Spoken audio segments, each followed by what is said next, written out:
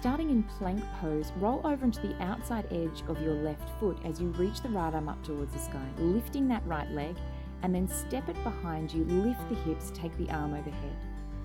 Bringing that right hand back to the floor, lift the leg, bend through the knee, and then swivel it under you, lifting through the opposite side, left arm comes overhead. Bring the hands back to the floor, lift the knee, and step back to downward dog. Shifting forward to plank, roll onto the outside edge of your right leg, this time lifting your left arm, raising left leg, and then step it behind you, lifting the hips. Bring left hand back to the floor, lift the leg, knee in towards the chest before you roll in underneath you, bring the foot to the floor, and right arm reaches up overhead. Bring both hands back to the floor, and then step it back, downward dog.